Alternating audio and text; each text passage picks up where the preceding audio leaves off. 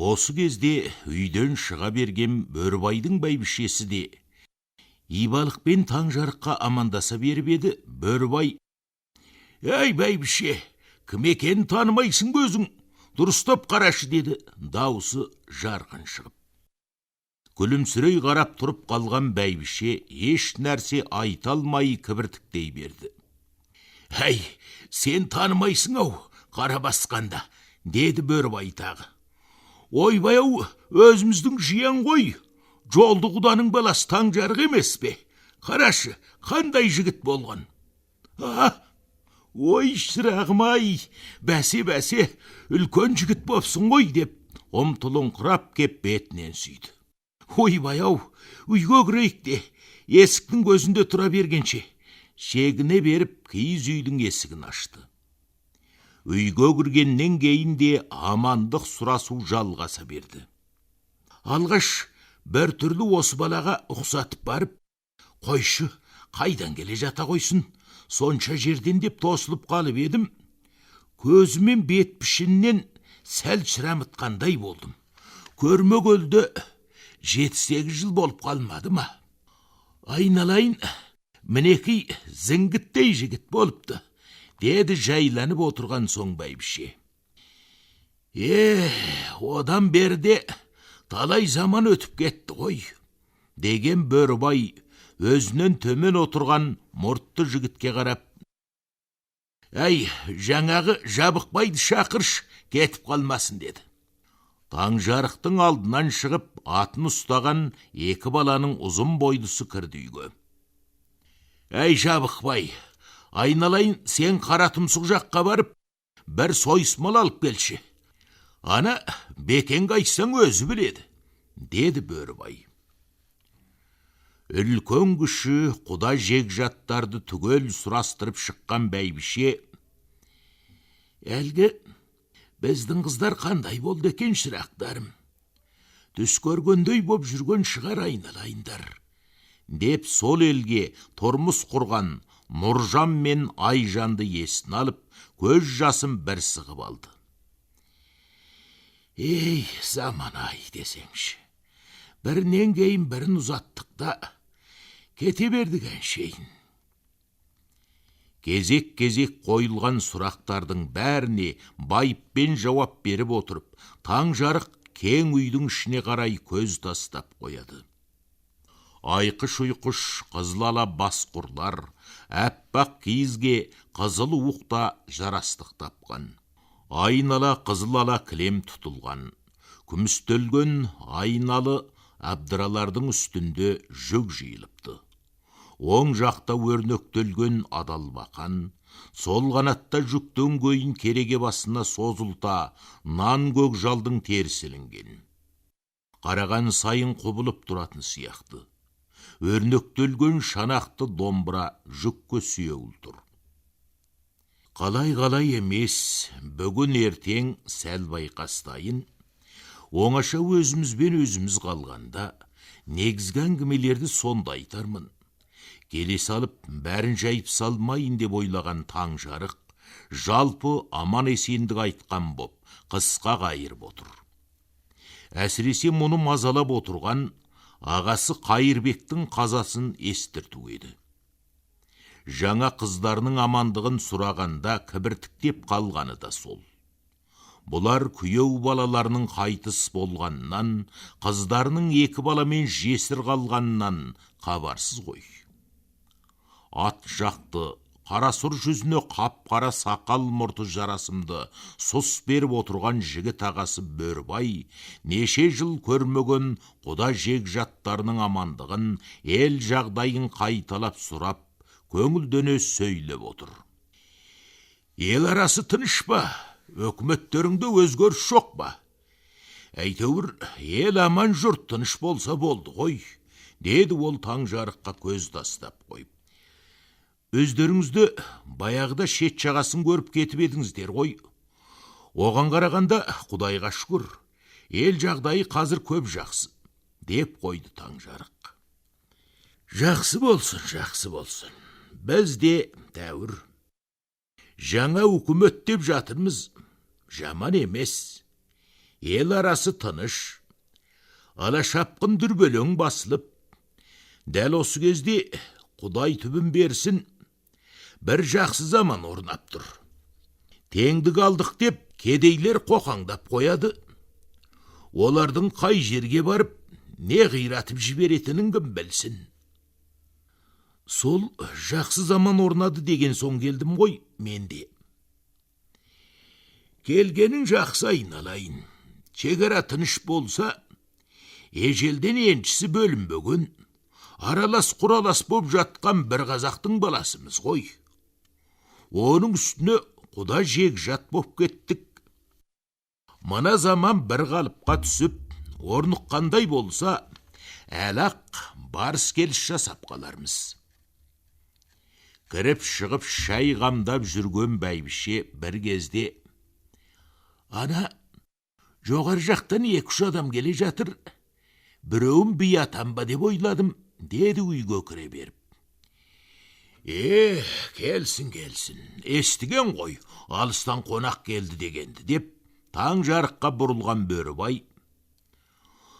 Танитыны бар, танымайтыны бар дегендей, сені арғы беттен емес, мына қалжаттан келген жиеніміз деп тұрайық. Әзірше көп дабыра қылмай. Кім біледі, ел жұрттың не ойлайтынын. Ал өзіміздің ауылға ақырын жөнін айтармыз. Кейін үйренісіп, кішкене аралас құралас болғаннан кейін көрерміз тағы да, деді.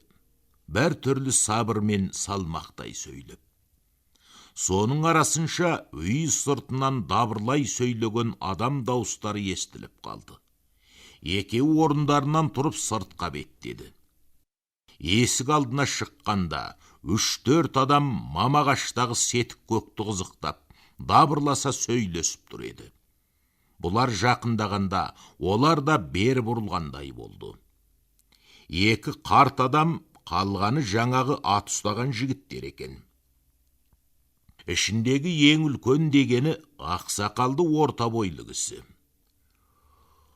Қонақтың аты мынау, өз қандай болды екен деп тұрмыз, деп Бөрібайдың қолын ала беріп, таң жарыққа күлімсірей қарады. Алыстан келген қонақ осы жігіт болды ғой. Ой, айналайын деп келіп, оған да қол ұсынды. Амандасып біткеннен кейін Бөрібай үйге жүріңіздер деген ишара жасады. Ақсақалды қария таң жарықтан көз алар емес. Айналайын, көркіңе көз тоятындай жігіт екенсің. Атыңда өзіңе лайық екен. Жігіт адам осындай болса керек деп, ризашылығын білдіре сөйлеп қатарласа жүрді. Бәрі үйге кіріп төрге жайғасты. Іле-шала дастарқан жайылып шай жасала бастады.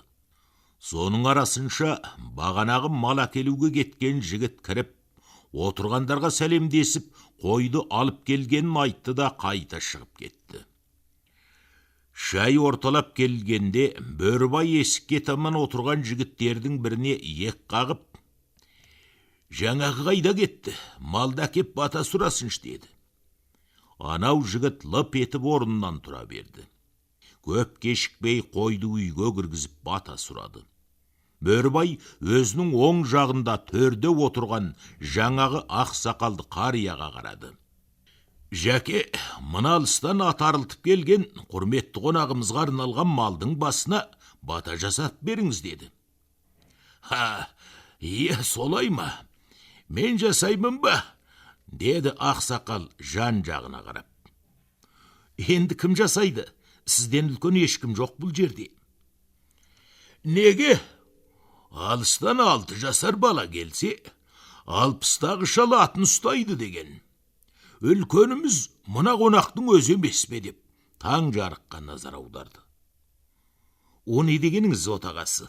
Өзіңіз жасай беріңіз, сіз тұрғанда бізге не жоқ? Бөкеңде бір нәрсе біліп отыр ғой деп, таң жарық азар да безер болды.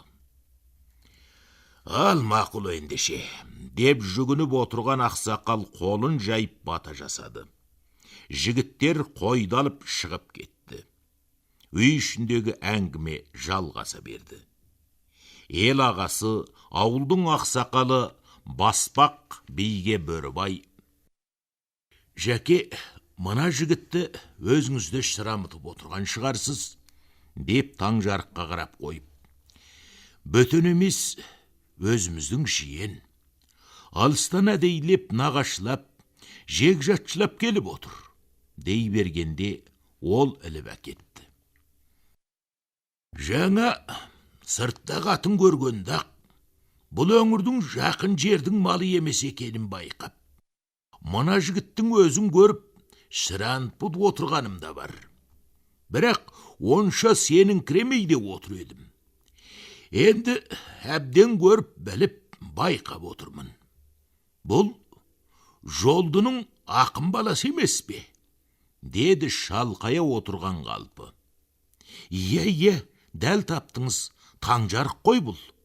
Баяғыда өзіңіз өлеңіне сүйсініп отырушы едіңіз ғой». Бәсе, сол-ақ қой деп отырғам өзімде. Аты да тілімнің ұшында тұрған айналайын адам бопты ғой», деп қария Таңжарыққа сүйсіне көз тастады. Таңжарықтың атын естігенде отырғандар елеңдесіп қарай қалысты. «Иә», деді Баспақбай би бір уақытта, «ол елді де көрмегелі талай заман боп кетті ғой. Аумалы төкпелі талай дүрбелең өтті одан бері», деп сәл отырды да Таңжарыққа қарай бұрылып: «Қалай, ел жұрт аман ба? Ел іші тыныштық ба?» деді жайлап. «Ел жұрт аман, тыныш би аға», деді Таңжарық. Осы кезде Бөрібай сөзге араласып: «Жәке, біраз күн ел жұрттың көзін үйреніп, бұлай аралас құрас болғанша, мына Таңжарықты арғы беттен келді демей-ақ, осы қалжаттан ертеректе суан ішіне берген бір әпкеміздің баласы еді деп қояйық. Бұл жерде бөтен ешкім жоқ қой. Біреу-міреу сұраса, өзіміздің бала ғой, осы қалжаттан деп қойыңыздар», деді отырғандарға жағалай көз тастап. «Оның дұрыс, Бөрібай», деді ақсақал. «Кім біледі, біреу-міреу пыш-пыштап жүреме? Аз күн байқастаған жөн. Қазірше тыныш қой, кейінде боларын». Сәл үнсіз қалып: «Ой, өтіп бара жатқан заман-ай. Қаршадай ғана бала еді, мінекей зіңгіттей жігіт бопты. Қалай, өлең шығарып айтысып жүрген шығарсың», деп Таңжарыққа назар аударды. «Енді ойын тойда ондай болады ғой», деді Таңжарық күлімсірей. «Ендігі өлеңге айтысқа төселе қалған шығарсың. Баяғы бала кезіндегі ағасы Қарымбайға шығарған өлең есіңізде ме, Жәке?» деп Бөрібай Таңжарыққа қарап қойып, Баспақ қарияға назар салды. Иә, ақсақал жадырай күлді. «Ел аузынан тастамай айтып жүруші еді ғой. Оған Қарымбай байқұс кәдімгідей қызарақтап қалатын. Не бір қызық заман өтті ғой». Осы кезде Таңжарық та орнынан қозғалыңқырап, есіне әлдене түскендей жымиып қойды. «Бір жылы күнесте қыс қатты болды ғой», деп Бөрібай жаңағы әңгімені жалғастыра түседі. Қараша үйлері пана болмаған кедейлер жер үй қаза бастады. Жер үй қазғандардың бірі Таңжарықтың үлкен ағасы Қарымбай болады. Соны қызық көрген мына тәкең өлең шығарады ғой. Қарымбай да жер үйге ұста болды, қазған үйі садыға нұсқа болды. Бұрыш бұшпақ айналыс терең қазбай, түбі терең аузы тар қысқа болды. Апанында аюдың қазар еді, уақыт тар, амал не, қыста болды деп, есіктің босаға ағашына жазып кетеді. Отырғандар қыран топан күлкіге кенелді. Енді қайтеді, қыс кеп қалса байқұс-ау. Япырай, тура айтқан екен, өлеңге қоса қойғаның қырашей. Тауып айтқан екен, есіне қалай түсе қойған десеңшей.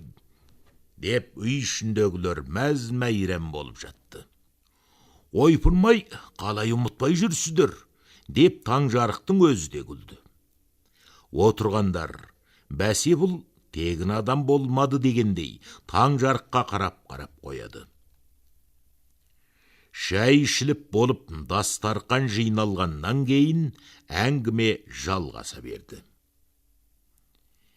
Неше күнгі жолда шаршаңқырап, алғаш келгенде түсі қуқыл тартып отырған Таңжарық, дәл қазір шайға қанып, бойы жіпсіп, қызыл шырайлы жүзі нұрлана түскен. Ұзын кірпігін қаққан сайын жанары жарқ-жұрқ етіп, ішкі жігер екпінді, жастық жалыны сыртқа теуіп, өзіне өзі енді келіп серпіле бастаған. Қалай болар екен, іздеген жек-жат жұртты табаламын ба, қалай қарсалар екен деген ой күндіз түні жадынан шықпай келген ол, ешбір жатырқамай, бар пейлі ықыласымен қарсы алған ел жұртқа риза болып, көңілі орнына түсіп жайланғандай, енді әңгімеге араласа бастаған. Өздеріңіз қалайсыздар? Ауыл аймақ, ел жұрт аман есен бе? Естіп жатырмыз, жаңа үкімет орнап, кедейлерге есектеңдік тиіпті деп. Бізде қатты қуандық деді Таңжарық төрдегілерге кезек көз тастап қойып. Құдайға шүкір, деді баспақ ақсақал қоңыр даусымен. Ел жұрт аман есен. 2-3 жылдан бері әйтеуір жаман емес. Осы қалпымен тұрса, бұл нағыз әділ үкімет болғалы тұр. Арғы беттен өтіп келгеннен кейінде, ой-бой, неше жыл көрдік-ау көресіні. Ала шапқын атыс шабыс. Біресе қызыл әскер келе жатыр десе, біресе ақтар келе жатыр деп дүрліктік. Қосыр өйленіп шошмалы болған елде зәре иман қалған жоқ. Қорыққан елдің арғы бетке қайта өтіп кеткендері де болды. Несін айтайық. Өзіңді жата жастана бәріне қанығасың. Елдің бас аяғы жиналып, есін жия бастағаны жаңа ғана. Сонда, деді Таңжарық бір нәрсеге түсінбей қалғандай. Биліктің бәрі кедейлерге берілді ме? Олар не істеп жатыр? Ой-бой, сұрама, деп күлді ақсақал. Қазір кедей дегенің мықты. Биліктің бәрі соларда. Баяғыдай жұмсау жоқ. Сонда не істейді олар? Не істейді? Бірігіп жер жыртып, егін салатын болды. Әртел кедей қосшы дегенге бірігіп, біз батырақпыз, өкімет біздікі деп кеуделерін қағады. Құдай көрсетпесін оларды. Байлар не істейтін болды енді? Оларға жаңа үкімет қалай қарап отыр? Байлар қазірше өзімен өзі, баяғыдай кедейлерге онша әмір жүре бермейтін болды. Құдайға қараған кедейлер сол баяғы бай туыстарымен бірге. Ал кейбіреулері еншісін алып, жаңағы әртел дегенге кіріп жатыр. Ақсақал малдас құрып отырған аяқтарын жазып, жүкке сүйені шегініп отырды. Ой, құрысын, берекесіз тіршілік екен деп, байға қайтып келіп жатқандары тағы бар. Әйтеуір не боп шығарын бір Құдай өзі біледі. Байлар сол өкімет айтқан салығын төлеп тұрады. Бір жақсы, Малды баяғыдай берсең де бересің, бермесең де бересің демей сатып алатын болды өкімет. Онысы жақсы болған екен, деп Таңжарық елп етіп орнынан қозғалып қойды. Салықты көп төлейсіздер ме? Оның өзі әр түрлі. Малы көп болса көп төлейді, орташалар орташа, кедейлерге салық салынбайды. Содан ғой олардың өкімет біздікі деп едіреңдеп жүргендері. Енді байқұс кедейлер қайсын, олар несін береді? Таңжарық орнынан тағы қозғалып қойды. Мұнысы дұрыс болған екен. Бәсе, кедейлерге есетеңдік тиді дегені сол емес пе деп, кәдімгідей қуанып күлімдеп отырды. Қой, деді ақсақал Таңжарыққа күлімсірей қарап. Келмей жатып, қайдағы әңгімемен сенің басыңда ұрттық қой. Үйде отыра бергенше кішкене далаға шықпаймыз ба? Тамақ піскенше әңгімені тағы жалғастырармыз. Неге отағасы? Басым ауырған жоқ, қайта ел жағдайымен танысып жатырмын ғой. Рахмет сізге, деді Таңжарық жанар жарқ жұрқ етіп. Баспақ би бастап үйден отырғандар сыртқа шықты. Бағанағыдай емес, күн жарқырап ашылып кетіпті. Құдайдың күні неше күн түнеріп жауып тұрып алып еді. Ашылуын қарашы деген би айналаға сүйсіне көз салды. Таңжарық та жан жағына тамсана қарайды. Бағанағы түнерген сұрғылт аспанда шарбы бұлттар қаптаған. Аспанның ашық жерлері көк бөңбөк. Айнала қоршаған таулар еңселерін басқан тұманнан құтылып, асқақтай көсіліп жасарып, жайнап шыға келген. Биік шыңдардың ұшар бастарына дейін анық көрініп, күн көзі шырқау биікке көтеріліп, едәуір шуақ төгіп тұр. Жер дүние жап-жасыл. Мұрынға жанды жадыратар қош иіс келеді. Баяу желпінген самал білінеді. Неше күнгі жаңбыр жер дүниені тазарта жуып, жасаңғыратып, мөлдіретіп кеткен сияқты. Айналаның бәрі балбырап, уылжып тұрғандай. Ақшаңқан үйлі ауыл да ажары ашылып, жадырап сала бергендей. Үй-үйдің төңірегі қабыр-жыбыр адам. Жауында үйден шығалмай іштері пысқан балалар да көк майса жазықта асыр салып ойнап жүр.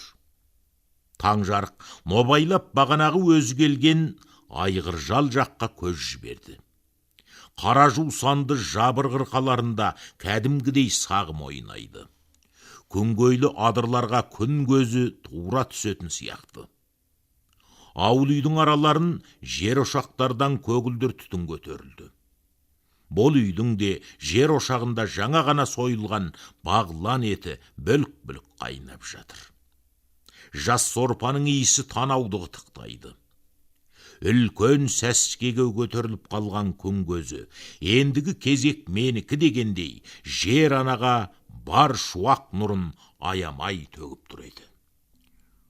Аман есен, құда жегжаттармен қауышып, ойға алғаны орындалғандай болған Таңжарық, бүгін бір қатып ұйықтаймын ғой деп ойлап еді, алғаш төсекке жатқанда. Шындығында түннің бір уағына дейін әңгімемен отырды.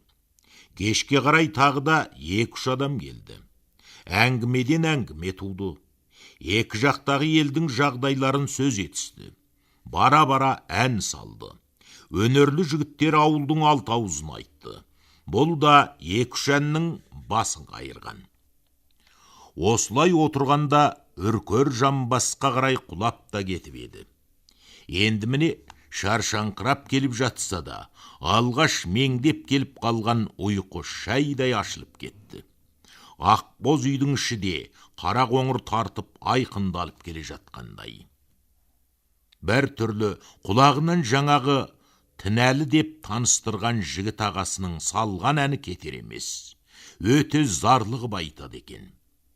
Әуелі байқамаған еді, сөйтсе екі көзде көрмейді екен ғой байқұстың. Жалт жұлт етіп жайнап тұрған аясы үлкен қара көздерді ешкім де олай ойламаса керек. Таң жарықпен де дәл бір көріп тұрғандай көзін қадап келіп, күлімсірей құшақтасып амандасып еді.